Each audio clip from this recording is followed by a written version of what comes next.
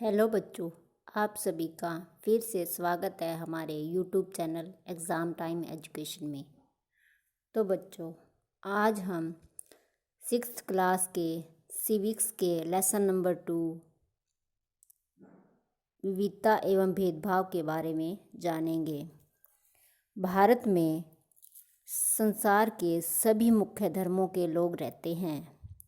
भारत में कोई भी व्यक्ति अपनी इच्छा अनुसार किसी भी धर्म को अपना सकता है।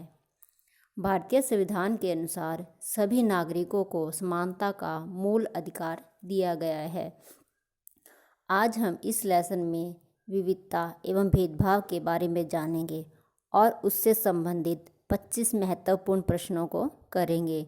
तो चलिए बच्चों, हमारे प्रश्नों को शुरू करते हैं। हमारा आज का पहला प्रश्न है, भारत में बोली जाने वाली भाषाओं की संख्या है। तो भारत में कितनी भाषाएं बोली जाती है? 1600 से अधिक, लगभग 1600 से अधिक भाषाएं जो है वो भारत में बोली जाती है। कितनी भाषाएं बोली जाती है? 1600। भारत में किए जाने वाले नृत्यों की संख्या है। जो भारत में नृत्य किए जाते हैं अलग अलग भागों में, तो उसकी संख्या कितनी है? 100 से अधिक। कितनी है? 100 से अधिक। संसार में मुख्य धर्म है। इस संसार में मुख्य कितने धर्म है? 8। कितने हैं? 8 मुख्य धर्म जो है वो इस संसार में माने गए हैं। आधे से अधिक भारतीय रहते हैं। भारत की जो आधे से अधिक जनसंख्या है वो कहाँ पर रहती है? गांव में। कहाँ रहती है? गांव के अंदर रहती है। भारत कब आज़ाद हुआ था? तो भारत 1947 ईस्वी में आज़ाद हुआ था। भारत कब आज़ाद हुआ था? 1947 ईस्वी में। डॉक्टर भीमराव अंबेडकर ने कौन सा धर्म अपना लिया था? जो डॉक्टर भीमराव अंबेडकर है, उन्होंने कौन सा धर्म अपनाया था? कौन सा धर्म अपनाया था? बौद्ध धर्म। कौन सा धर्म अपनाया था? बौद्ध धर्म।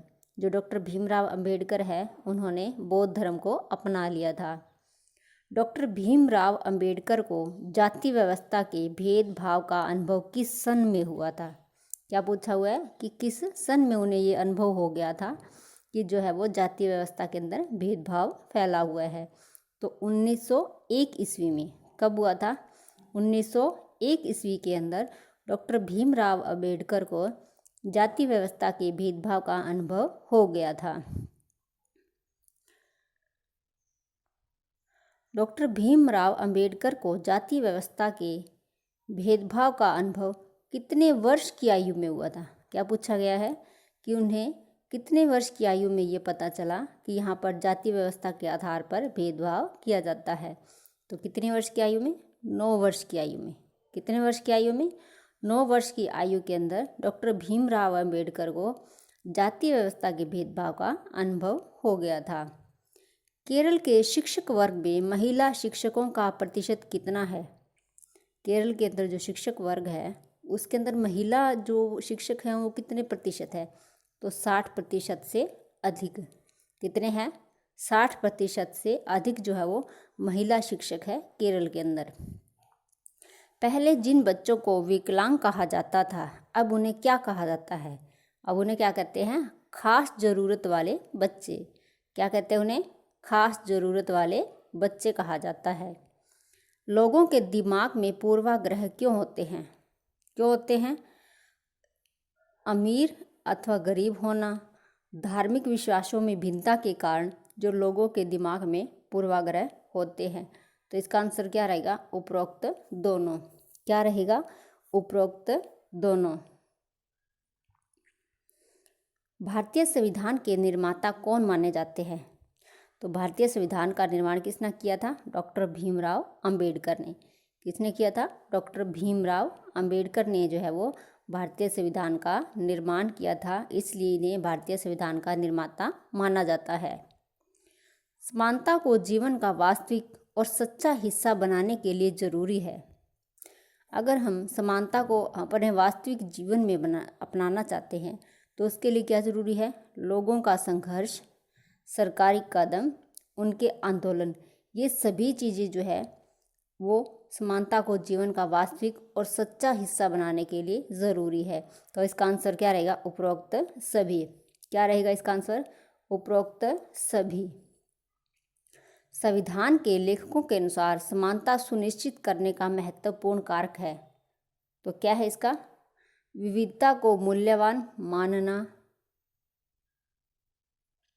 विविधता की इज्जत करना, ये सभी जो चीज़ें हैं वो समानता सुनिश्चित करने के लिए महत्वपूर्ण कारक है। तो इसका आंसर क्या रहेगा? उपरोक्त दोनों। संविधान के लेखकों के अनुसार समानता सुनिश्चित करने के लिए विविधता को मूल्यवान मानना, विविधता की इज्जत करना, ये दोनों जो कारक है वो महत्वपूर्ण है। साधारणतः लड़कियों के लिए लागू किया जाने वाला कथन है, इनमें से कौन सा कथन है जो लड़कियों के लिए माना जाता है? तो क्या माना जाता है कि जो लड़कियां हैं वो कोमल और मृदु स्वभाव की होती है, ये माना जाता है। क्या माना जाता है? लड़कियां कोमल एवं मृदु स्वभाव की होती है। पूर्वाग्रह या रूढ़िबद्ध धारणाओं के आधार पर किया गया व्यवहार कहलाता है। तो क्या कहलाता है? भेदभाव। क्या कहलाता है? भेदभाव।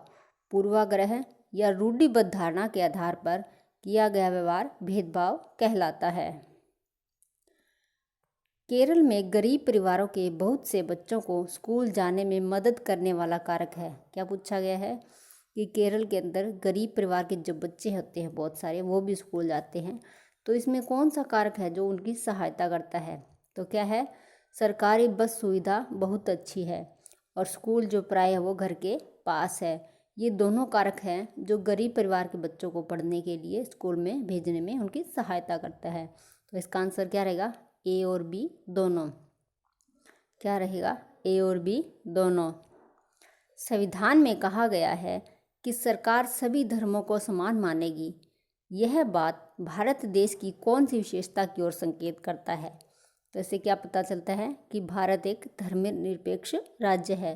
क्या पता चलता है? कि भारत एक धर्मनिरपेक्ष राज्य है।